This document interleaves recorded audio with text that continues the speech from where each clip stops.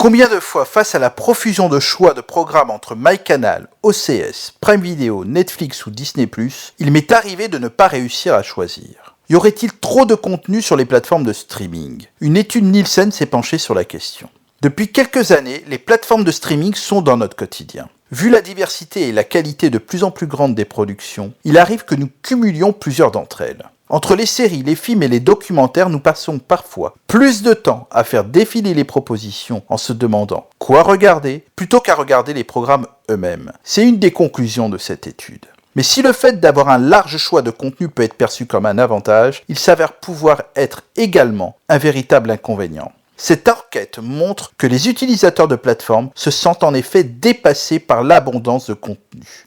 Ils seraient 46% à ne plus savoir quel programme choisir au vu du nombre trop important de contenus. Un constat qui se comprend quand on sait qu'en février 2022, aux États-Unis, il n'existait pas moins de 817 000 contenus différents, toutes plateformes confondues. Des chiffres qui sont en pleine expansion ces dernières années. En effet, c'est 26,5% de plus que la fin de l'année dernière, soit 171 000 titres supplémentaires. Si les utilisateurs se sentent dépassés par l'offre conséquente des plateformes en streaming, ils restent aussi fidèles à celles-ci.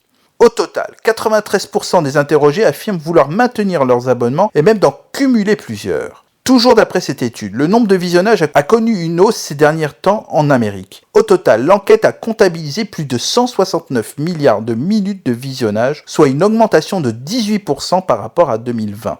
Désormais, la plateforme représente 28% de l'utilisation totale de la télévision dans les foyers américains.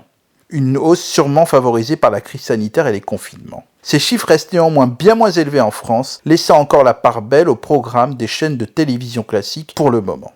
L'étude a pu établir également le classement des 3 premières entreprises de streaming qui règnent en maître sur ce marché. Sans grande surprise, c'est Netflix qui arrive en tête. La société représente à elle seule un taux d'abonnement par foyer de 49,7%. Elle est suivie ensuite par Amazon Prime à 30,3% et Disney avec 21,4%. On peut aussi s'interroger et s'inquiéter du coût de cette tendance. En cumulant les plateformes au sein d'un même foyer, le coût global de ces abonnements devient de plus en plus conséquent. Pour continuer à avoir nos séries et films préférés sans que cela nous coûte trop cher, il existe des systèmes qui nous permettent de splitter à plusieurs nos abonnements. Ainsi, le service gratuit Origam nous permet de voir quelles économies nous pouvons faire et nous oriente vers le meilleur service pour réaliser une économie pouvant aller jusqu'à 80% et conserver ainsi tous nos abonnements sans nous ruiner. À la semaine prochaine!